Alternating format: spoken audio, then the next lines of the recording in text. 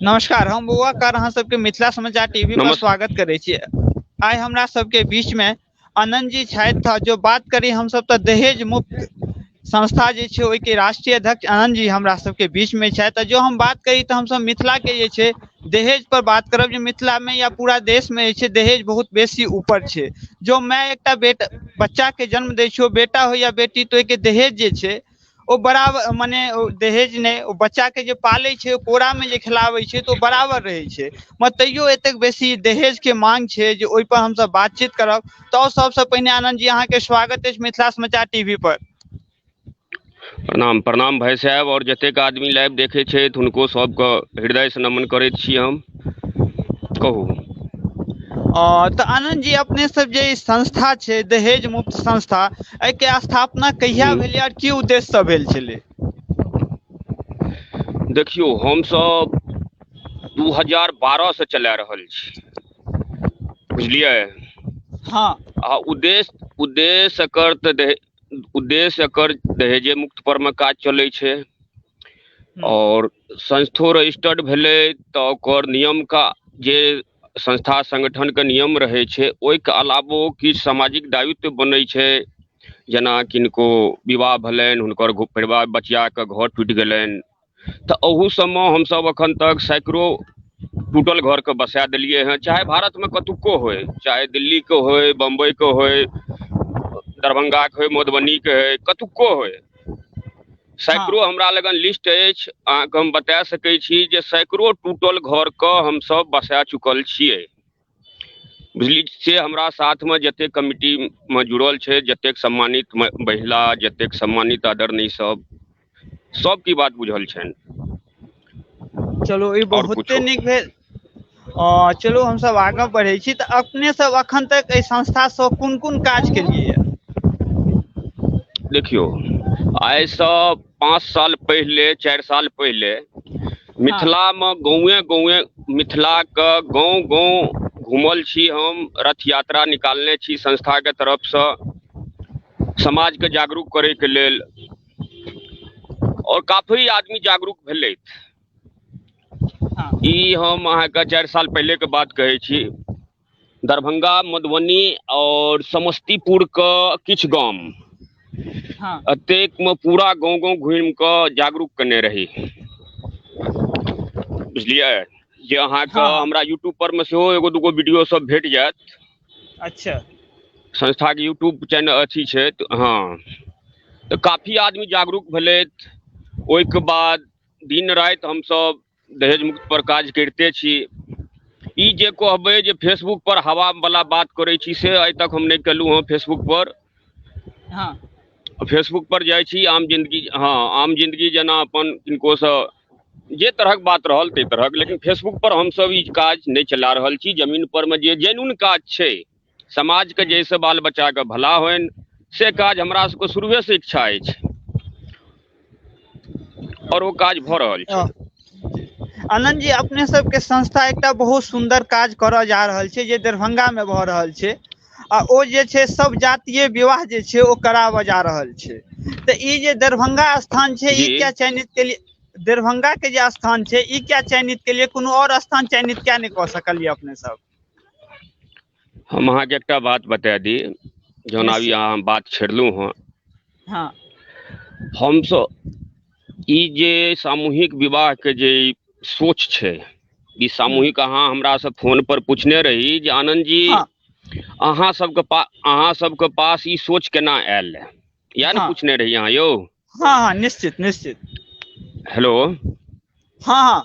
अहाँ के बता दी, हमर संस्था के जे संरक्षक छथिन आदरणीय कमल सेठ जी। अच्छा। सुनै छी? हाँ, सुन रहल छियै। हुनकर 2017 के मीटिंग जहन हमरा सबके भेल छल 2017 में, तो ओही टाइम में कहने रहथिन जे हरेक संस्था से हट के कोनो नीक काज करी समाज में, जैसे समाज के बाल बच्चा के भला होइन। तो ई प्रस्ताव जे छे और ई पूरा एकर जे सोच छे सामूहिक विवाह के, ई सोच हुनकर छियन, संस्था के संरक्षक कमल सेठ जी के। ई 2017 से बार बार हमरा सबके कहै छै समाज के जागरूक करू, समाज के जागरूक करू, सामूहिक विवाह कराओ, सामूहिक विवाह कराओ। हम सब बार बार देखियो दहेज मुक्त संस्था के 150 व्हाट्सएप ग्रुप छै, सुनै छी? हाँ सुन रहल छी। 150 हाँ 150 व्हाट्सएप ग्रुप छै, सब में हम 4 साल 5 साल से बीच बीच में ई बात राखे छियै जे सामूहिक विवाह समाज के बाल बच्चा के लेल कराबे के अछि, जाहिमे किनको से हमरा सबके एको 4 आना पैसा नहीं चाही। संस्था के तरफ से समाज के बेटी बेटा उनका सबके जोड़ी लगा के विवाह करायब, ताकि अहियो सबसे दहेज कम है, समाज में दहेज खत्म है। ई सबटा जे सोच छै, ई सबटा हमरा सबके टारगेट छै दहेजे खत्म करे पर में। आई मान लिया कोनो गरीब के बेटी के विवाह भ गेले अपन सामूहिक विवाह संस्था के तरफ से, आई सोचियो कोनो गरीब आदमी जे छै बरियाती में ओकरा कम से कम कते खर्चा है छै, 1.5-2 लाख के फटका तो पड़े छै। निश्चित सुन रहल छी हमर गप? हाँ निश्चित पड़े छै, से बेसियो पड़ जाय छै। 1.5-2 लाख रुपया एकटा हम कम से कम गरीब आदमी के जे कहै छी हम सोचियो। आई वो 1.5-2 लाख वो 1.5-2 लाख रुपया गरीब आदमी के बच जेते त अपना जमाए के किछ द देथिन खरीद के, अपना बेटिए के किछ नीक चीज द देथिन जैसे उनका आगू के सुविधा हतन। तो हम सब बहुत तरहक बात पर में समर्थन क ओइ के बाद जे छै से एहि बेर जाके जे छै अपन टीम से महिला वर्ग पुरुष वर्ग जतेक छथिन सब आदमी तन मन से हृदय से साथ छथि, और पूरा भारत में जतऽ जतऽ अपन कमिटी अछि सब एहि काज में लागल छै। एकेटा मात्र सोच जे समाज के बाल बच्चा के भला केना होन, समाजक बाल बच्चा ज्यादा से ज्यादा समाजक बाल बच्चा के सामूहिक विवाह से लाभ केना भेटन, की बुझलिए? ई एक सोच ल के पूरा कमिटी चलल छै। हम सब किनको से 4 आना पाई चंदा चुटकी नहीं मांगे छियै ना, आज तक हम मंगबे नहीं कलूँ। जे दिन से हम संस्था चला रहल छी, सामाजिक काज कर रहल छी, अहाँ हमरा बारे में पता क लियो, आज तक आनंद झा किनको से ठक वाला काज नहीं कलकन। बुझ गेलिए? हमर शुरू से हमर सोच है जे सामाजिक जतेक संस्था संगठन छै ओइ से हट के काज करी। हाँ निश्चित, बुझलिए? ई हमर शुरू से सोच छै, आ अहाँ सबके आशीर्वाद रहते तो सोचे छी आखिरी सांस तक ई सोच हमर बनल रहे। निश्चित हमर सबके संग अहाँ के रहते जे अहाँ सब एहन एहन नीक काज जे छै से लगातार होइत रहे, जैसे समाज में जे छै दहेज जे छै ओ मुक्त होइत रहे। तो अखन जे संस्था चलाइ में कते कठिनाई आबि रहल छै एते पैघ काज करे में अपने सबके? फिर अहाँ के आवाज कटऽ लागल। अच्छा आवाज काटऽ लागल, ठीक है। कहलहुँ है जे ई जे काज कर रहल छी एतेक सुंदर सब जातीय विवाह, सब जातीय विवाह जे करावा रहल छी, एहिमे कते नहीं जाय आवाज की? आवाज आ रहल अछि? नेट के प्रॉब्लम अछि, अहाँ के आवाज नहीं आबि रहल अछि क्लियर। क्लियर नहीं आबि रहल, आब जा रहल अछि? आब जा रहल अछि आवाज? हाँ अहाँ के आवाज आबि रहल अछि, हमर आवाज जा रहल अछि? हाँ की पूछे छलिए? हाँ कहलहुँ है जे एतेक सुंदर काज में कठिनाई कतेक आबि रहल छै अपने सबके? कोनो कठिनाई नहीं, कठिनाई कतौ से नहीं। हमरा कियो समाज डिस्टर्ब नहीं कर रहल छथि, बात बुझ गेलिए? हाँ कियो समाज हमरा डिस्टर्ब नहीं कर रहल छथि, सब समाज हमरा साथ दऽ रहल छथि। बहुत दिन से समाज के जगा रहल छी। एहि बेर समाज सब कहलैत नहीं लॉकडाउन आब खत्म भ गेलै, आब नीक काज से समाज में शुरुआत कैल जाए, आ सेहो मिथिला के भूमि से। निश्चित निश्चित मिथिला के एकटा बहुत सुन रहल छी। आई मान लिया जे एक बेर बम्बई में कऽ लेतियै या दिल्ली में से स्टार्ट करतियै तो फिर कियो कहते कि देखो ई परदेसिया सबके अपन मैथिले छियै, नोक्सी निकाले में टाइम नहीं लागे छै। ताहि दुआरे जे छै से एकरा मिथिला के पावन धरती से स्टार्ट कैल जेतै। एहि बेर अहाँ सबके आशीर्वाद, समाज के आशीर्वाद रहले, एहि बेर सफल हेतै तो हम सब हरेक साल करबनि, हरेक साल। आइ दरभंगा में, काल्हि मधुबनी में, की बुझलिए? एही प्रकारे परसू सहरसा में, कोशिश यह रहते जे अपन समाज के घर घर जगाबी, घर घर समाज के बाल बच्चा के भला होय, ई सोच ल के चलल छी हम सब। चलो बहुत नीक सोच है अहाँ के जे एतेक नीक सोच से जे चल रहल छै, शायद ई सब भला निश्चित हेतै अपन सबके समाज के। तो हम सब आगू बढ़े छी, आगू बढ़े जे ई जे दहेज जे छै एतेक सुंदर काज करे, त दहेज के मांग जे छै अपना सब में धीरे धीरे बढ़ले जा रहल छै, कम नहीं भ रहल छै। जे दहेज लोभी सब छै कतौ हुनका बढ़ै छै, सबके नहीं, गांव घर में अहाँ जाके कतौ देखबै बढ़ै जमीन, जहन गांव में अहाँ जेबै त गांव में हम जवाब दऽ रहल छी एकर। हाँ जतेक आदमी दहेज मांगे छलखिन, जतेक आदमी दहेज मांगे छलखिन हँ, हुनकर बाय बेटा के जाके देखियौन, जे कहे छलखिन हमरा एते बेटी वाला दियो, तहन हमर बेटा हमर बेटा उठ के जायत अपना घर से। आ हुनकर बेटा सब कुमार बैसल छन, 35 साल 40 साल के लड़का के 150 बायोडाटा हमरा लगन अछि, जे विवाह के लेल मुंह खोलने छै। बुझलिए, अपने दरभंगा मधुबनी के लड़का के बात करे छी। 150 लड़का के बायोडाटा हमरा लगन अछि, जेकरा लेल लड़की भेटे न रहल छै। हाँ निश्चित, एकटा एजो बेसी भ गेलै, तै के बावजूदो लड़की नहीं भेटते, जे समय में छले ओइ समय में अगर नहीं। देखियो समय के परिवर्तन देखियो। पहले एकटा टाइम रहे, जे टाइम में लड़की सब कम पढ़ल लिखल रहे छलखिन हँ, आ लड़का कनी नीक घर के रहल तो सोचलक जे चलू हमर बेटी के केनाहु गुजर बसर ओहि घर में परिवार में भ जाए।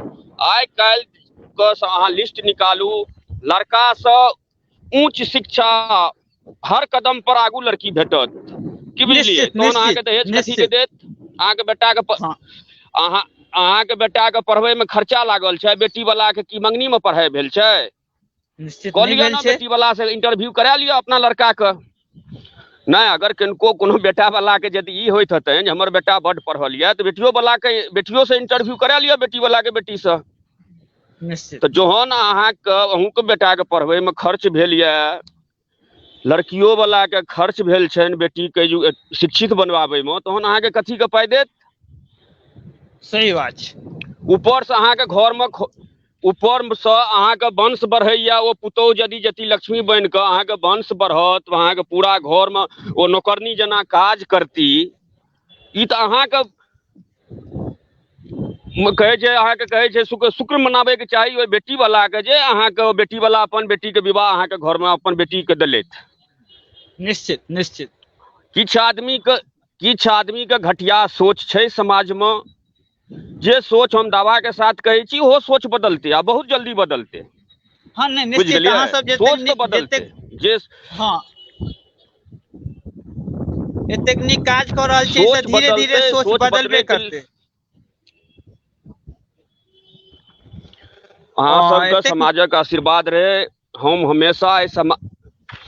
हमेशा सामाजिक काज में कखनो भी समाज से आशीर्वाद लऽ के कदम उठाबै छी। एखनो आइ 4 साल 5 साल से हम अहाँ के कहलहुँ जे सामूहिक विवाह के हम सब प्लानिंग कर रहल छियै, बातचीत चल रहल छलै सब जगह। हमरा पेजो पर जाके देखू, फेसबुक पेज पर में हम 2018 में लिखने छी जे जिनका अपन बाल बच्चा के सामूहिक विवाह कराबे के अछि ओ हमरा संपर्क करू। हम अपन नंबर सब जगह छोड़ने छी। हाँ निश्चित, तो हम समाज सब जगले था। और हाँ निश्चित, हमहूँ नंबर सौंसे नहीं हमहूँ अहाँ के नंबर सौंसे बहुत जगह देखलहुँ हैं, और तै के बादे हमरा अहाँ के बातचीत भेल। जी जी जी। हाँ तो ई जे सब जातीय विवाह जे छै दरभंगा में भ रहल छै, के तारीख की छै, डेट के अखन डेट निश्चित नहीं भेल भ सकलै। तारीख अहाँ के सुनू, तारीख जे छै से हम अहाँ के अगला महीना डिक्लेयर करब। पहले हम सब अखन जोड़ी मिलाबे पर में काज कर रहल छी। हाँ निश्चित निश्चित, जोड़ी मिलाबे पर में काज कर रहल। ई बात अहाँ के हम कह दै छी जे सामूहिक विवाह 2 महीना के अंदर में राखल जायत। ई अहाँ के लाइव के मार्फते हम बता दै छी। 2 महीना के अंदर में सामूहिक विवाह के आयोजन दरभंगा में राखल जायत। और कोन दिन राखल जायत, कतेक तारीख के राखल जायत, से अहाँ के हम अगला महीना बता देब। एहि महीना भरि हमरा सबके पूरा महीना भरि पूरा हम सब सही अपन जोड़ी लगबे पर छी। ज्यादा से जतेक समाज के बेटी बेटा जुड़ सकै छै जोड़ी एहिमे। तो ओहि प्रयास में हमर जमीन पर में काज कर रहल छै। हर ब्लॉक पर लेवल पर काज चल रहल अछि और हम कहब जे एकटा बिहार के हमर जे अध्यक्ष छै वीर भाई भारद्वाज जी, हुनको से अहाँ कखनो इंटरव्यू लऽ लिअ जे जमीन पर की काज सब चल रहल छै। पुष्पा झा छथिन, महिला अध्यक्ष छथिन बिहार प्रदेश के, हुनको से एक बेर इंटरव्यू लऽ ली अहाँ। ये हमरा तरफ से एकटा रिक्वेस्ट यऽ ताकि अहाँ के जानकारी भेटत जे जमीन पर वो सब कतेक तेजी से काज कर रहल छथिन, बुझलिए। निश्चित हुनको सबसे हम संपर्क कर एहि चीज के निश्चित आगू बढ़ाब कि जे संस्था माने काज भ रहल छै में बेसी से बेसी जोड़ी जे छै से एठमा जुड़ सके। एहि के लिए बिल्कुल हाँ, जे केओ देख रहल छै बिल्कुल हाँ, बिल्कुल संस्था के तरफ से समाजक बाल बच्चा के लेल निःशुल्क ई छै काज छै। एहिमे आगू आबैत समाज आगू बढ़ैत एहि पुण्य कार्य के भागीदारी बनैत, या एकेटा अहाँ के न्यूज के मार्फत से हम समाज के संदेश दै ले चाहबै। आ सब जाति के स्वागत छै, हम सब कोनो जाति पाति के खेल भेदभाव नहीं रखने छी। नहीं बहुते नीक एकटा हमरो सबके लागत जे समाज में अलग अलग जाकर विवाह उत्सव देखे छे, एक जगह सब जाति के विवाह उत्सव ओहो अलग अलग जकर जे विधि विधान छै ओहि से देखे ला भेटत। ई बहुत पैघ एकटा बात रहते मिथिला के धरती पर। बिल्कुल जी चलो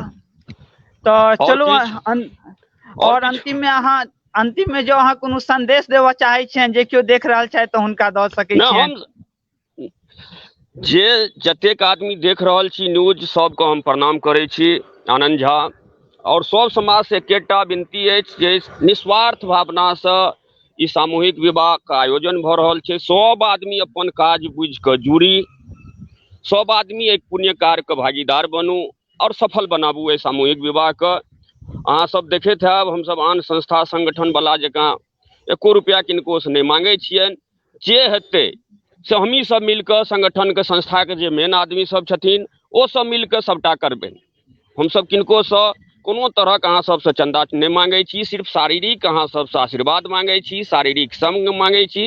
अहाँ सब आगू आबू और आगू आबि कऽ समाज के बाल बच्चा के भला करू, चाहे कोनो जाति के हेतै किनको भला करू। जे गाँव के छी अपने गाँव में देखियो जे किनका भला कयल जाय, ई सोच राखि कऽ आशीर्वाद दिया। एहि के संग हमर बात खत्म भेल। और किछु पूछबाक अछि भाई साहब? नहीं फिर नेक्स्ट टाइम जो आगे एबे फिर कोनो बात हेतै तो एहि के लेल फिर हम अपने से संपर्क करबै, फिर अपने सब हमरा संगे एबै। तो एहि के लेल चलू एते काल समय देलिए अपने के लेल बहुत बहुत धन्यवाद आनंद जी। बहुत बहुत धन्यवाद अहूँ का। और जे सब देख रहल छै अहाँ के लायक हुनका पुनः सब गोटे के हम प्रणाम करै छियनि। अपन आशीर्वाद बनेने रहू। जय मिथिला, जय मैथिली। धन्यवाद।